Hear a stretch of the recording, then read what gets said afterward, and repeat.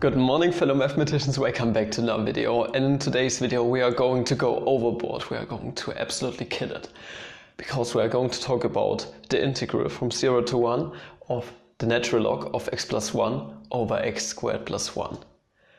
And it's going to be really amazing, so I hope you're going to enjoy this video. I just called this integral I, because why the hell not, I'm always doing this. And we are going to use differentiation under the integral sign to solve this bad boy right here. So if you don't know what I'm talking about, just take a look in the description. There will be a link to the corresponding video as always. At first we are going to introduce a parameter. We are going to call it t, because I'm a physicist and I like to work with letter t. It's just how it is. So we are going to introduce a new integral, and we are going to call it I of t. And this pen doesn't work anymore. That's awesome. And we are going to define it as follows. So that's the integral from 0 to 1 of the natural log of t times x plus 1 over x squared plus 1 times dx. So how is this making things better? You will see in a second why I'm doing this. It's making it pretty easy to find out the value of this integral. And here's an observation. I hope you guys noticed that our integral I is just I in terms of t at the point t equals to 1. So that's the observation here. And now we are going to differentiate this integral I of t right here. So the next thing we are going to do is say that the derivative of di over dt is nothing else than the derivative in terms of t of this integral right here, tx plus 1 over x squared plus 1 times dx. And here's the amazing part. We can use the Leibniz rule for integration now to bring this differentiation into the integral, but we have to change it into a partial derivative. So this is nothing else than the integral from 0 to 1 of the partial derivative in terms of t of the ln tx plus 1 over x squared plus 1 times dx. And in terms of t, this denominator, this 1 over x squared plus 1, is just a constant, so we can bring it to the front and we just have to differentiate this natural log of tx plus 1. So let's do this. So now this is just.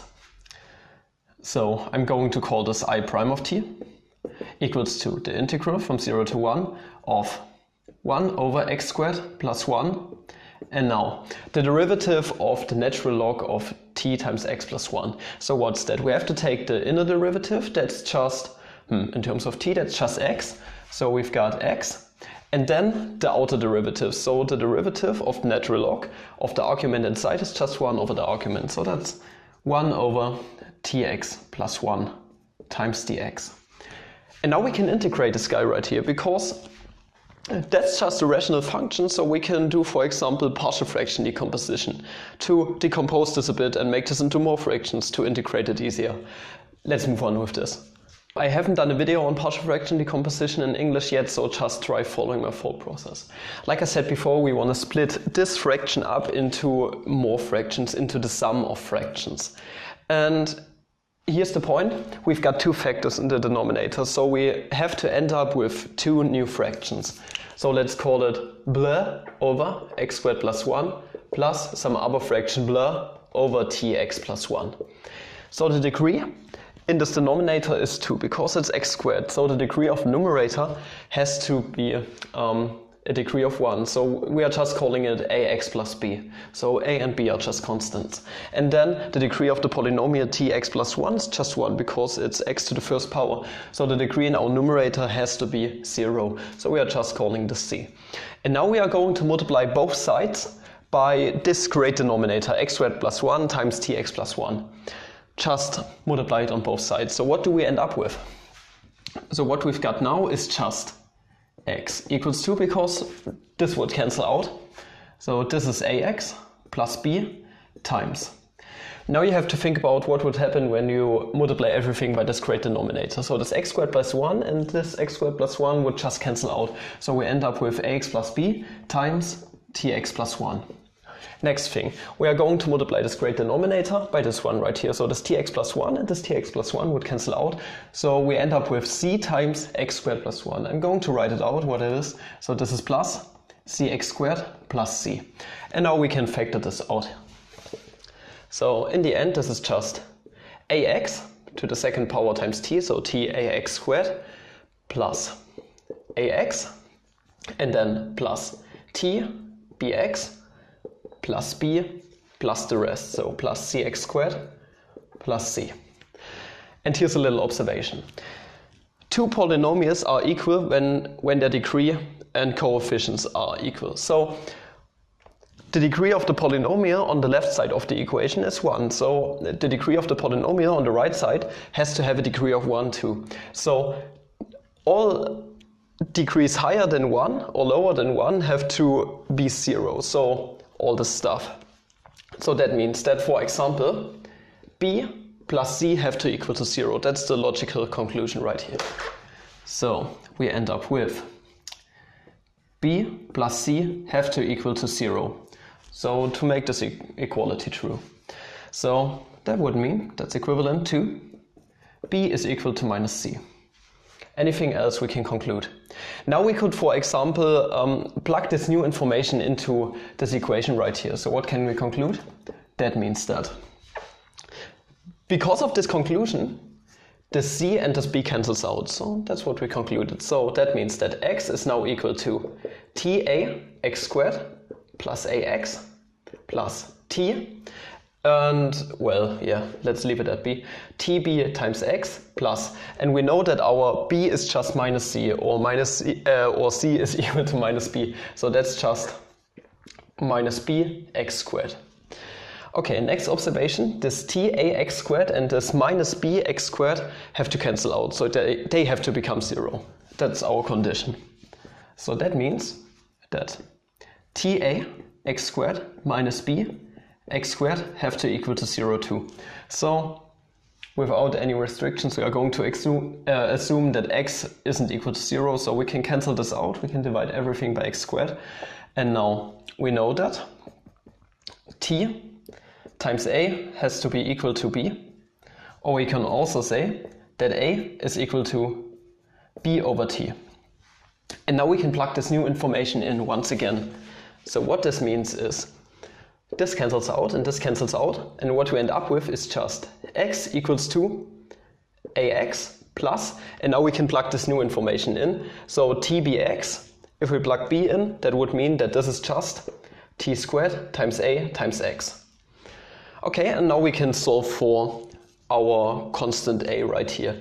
So we can factor this x out and divide it on both sides. That would mean that here's just a 1 and those x cancel out. So this cancels out and this becomes a 1. So this is now just 1 equals to a plus t squared times a. And now we can factor out this a right here. So that would mean that a is equal to, that 1 is equal to a times 1 plus t squared. And now we can divide both sides by 1 plus t squared under the condition that this isn't equal to 0. We can assume that, so that means that a is in the end equal to 1 over 1 plus t squared. And now we can just plug our condition for a into this equation, for example, right here. So we know that b is equal to t times a, so we can conclude that b is equal to t over 1 plus t squared. And now we can plug our b into here, and now we can see that c is equal to minus t over 1 plus t squared. And now we can plug this new information into here, and then we can plug all of this information into our integral. And then we can move on. I plugged all the new information in, and as you see, I prime of t is now equal to this big integral right here. But why is this any simpler than before? Well, it's pretty easy to integrate this parts of the integral because we can split it up because of the linearity of the integral, and then we end up with 3 different integrals, which are quite easy to integrate. So what could we do at first? On this whole thing, we could factor out 1 over 1 plus t squared. That's a common factor. So we can rewrite this a bit. So that's at first 1 over 1 plus t squared. And now the first integrals from 0 to 1 of x over x squared plus 1 times dx. So that's nice.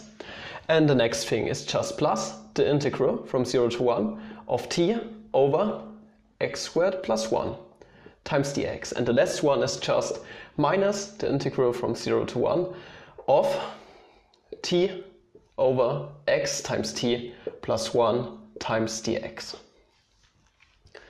Two of those are pretty easy to integrate. I made videos on that. If you don't know what I'm talking about, once again take a look in the description. So this one right here is just 1/2 times the natural log of x squared plus 1.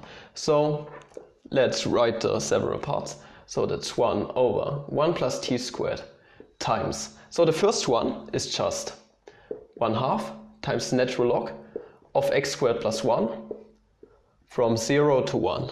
I'm going to leave it as it is right now. The next one is just t is a constant, so we can bring it to the outside. So plus t times. And that's just the inverse tangent of x. T times the inverse tangent of x from 0 to 1. And for this last integral, we're going to introduce a little u substitution to make it a bit easier. So let some arbitrary u equal to this denominator right here. So xt plus 1. So that means that if we differentiate that du is equal to t times dx. And that's quite easy because now t times dx is up here. So this integral, I'm going to write it up here, is just equal to minus the integral from. Now we have to change the upper and lower bound. So if we plug in 0 into here, that would mean that u is equal to 1 on the lower bound. And if we plug in 1, that's 1 plus 1. T plus 1, I'm sorry. So t plus 1 is the upper bound. Okay, and this is now just du over u. And we know that this is just the natural log of u. So we can plug this in. So this integral is equal to minus the integral from 1 to t plus 1. Oh, I'm terribly sorry. We already concluded that. So that's the natural log of u from 1 to t plus 1. And then we are nearly done. Now we can plug in the limits. So let's see. If you plug in 0 into here, that would mean that this is just the natural log of 1 and that's just 0. So this becomes 0. Let's start off with the simple cases. Same thing here. The inverse tangent of 0 is just 0. So that's nice. And the natural log of 1, if we plug in 1 into the u, that means that's just 0 once again. So we are left with the upper bounds. Okay, if we plug in the 1 into the natural log of x squared plus 1, so that's the natural log of 2. So our first conclusion is that this is 1 over 1 plus t squared times the natural log of 2 over 2. Okay, next thing that we can do, plus. Okay, the t is a constant, we're leaving this there. The inverse tangent of 1 is, you can plug it into a calculator or you know it, is just pi over 4. So we are done with that too. And now we are plugging in t plus 1 into the natural log of u. So that's minus the natural log of t plus 1. We can factor this out if you want, but we are going to move on with the next step right now. So here's the best part of it all. It's going to be pretty amazing now. So keep in mind that we just calculated the difference of I in terms of t, so I prime of t, the differential. But we want to go back to I of t somehow, so we have to integrate it, okay? But we are not going to integrate it in the usual way you would do it with this Feynman integration, if you might want to call it that way. So most of the time you are going to integrate it so that you are left with a c, with a constant in the end.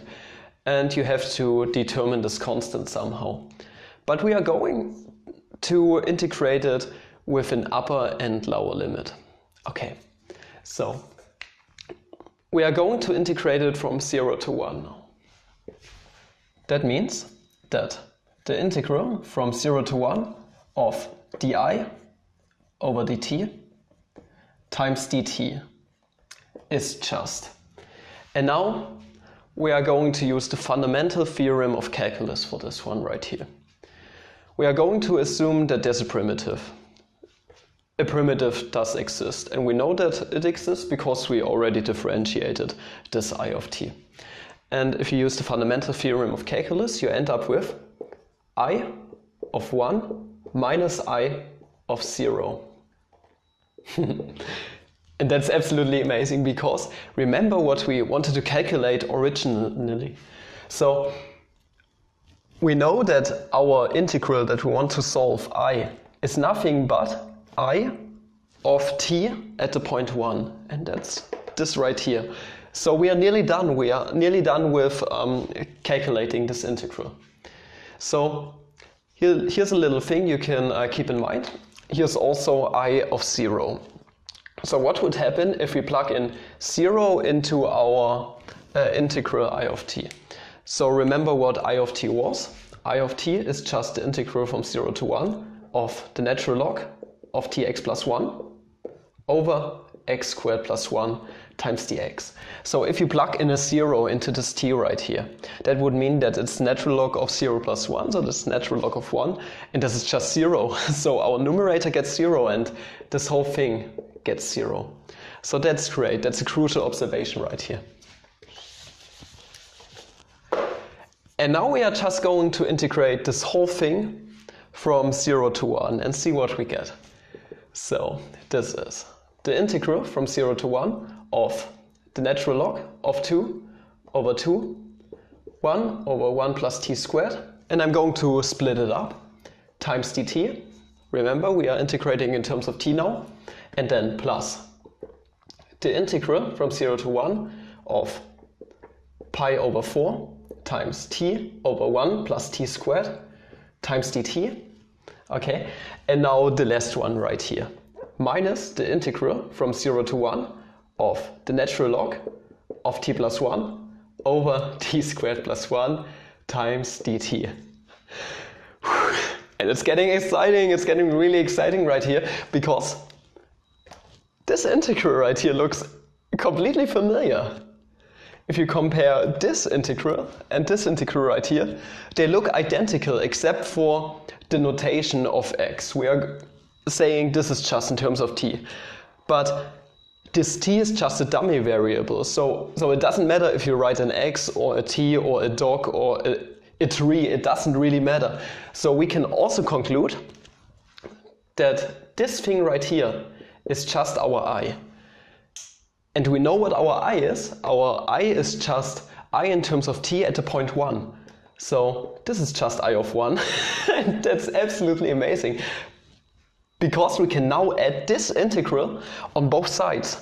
So what do we end up with now? That's the greatest part of it all. So that means that 2 times I of 1, we are adding this on both sides, is equal to the integral from 0 to 1 of the natural log of 2 over 2 times 1 over 1 plus t squared times dt. I'm going to erase this right here to make some space for me. Plus the integral from 0 to 1 of pi over 4 times t over 1 plus t squared times dt. And we know how to integrate those. So this is a constant and we can bring it to the outside, and this is a constant and we can bring it to the outside. That's absolutely amazing. So this is now just the natural log of 2 over 2. And this integral right here, once again, it's just the inverse tangent of t. So that's the inverse tangent of t at the point 0 to 1 plus, and the next thing. So that's pi over 4. We can bring this to the outside. Oh, that was my phone. And now this integral right here is just 1/2 times the natural log of t squared plus 1 from 0 to 1. And we can evaluate those integrals. That's quite easy. So remember, the inverse tangent of 0 is just 0, so this cancels out. And if we plug in 0 into here, that's the natural log of 1. So this also cancels out. And now we are going to plug in the rest. So you know the inverse tangent of 1 is pi over 4. So what do we end up with? That's natural log of 2 over 2 times pi over 4. And this right here is just plus pi over 8. And now, that's the natural log of 1 plus 1, and that's the natural log of 2. So that's also the natural log of 2. What else can we do? We can bring together those denominators. So that's ln of 2 times pi over 8. And that's pi over 8 times the ln 2. So we could bring them together. But yeah, we can bring them together. Let's do this really fast. So this is just ln of 2 times the ln of 2 times pi over 8. And now remember, this is 2 times I of 1, but we just want to calculate I of 1. So we can divide both sides by 2 because 2 isn't equal to 0. And then we are done. By God, we are done after that. So if we divide this whole thing by 2, that would mean that this 2 and this 2 would cancel out. And our final answer for this integral is that I is equal to the natural log of 2 times pi over 8. Done! We are done. I love this integral, it's so nice. And it didn't even took me a long time. A user suggested it. And I took on this challenge. It took me like 30 minutes, but it's absolutely amazing. I'm glad that I found the right parameterization at the first try. But it's just really cool. You should try it for yourself. It's absolutely amazing. Whew, I'm on fire. If you like this video, please like and subscribe and recommend me if you like. And up until the next video, have a flammable day. See ya.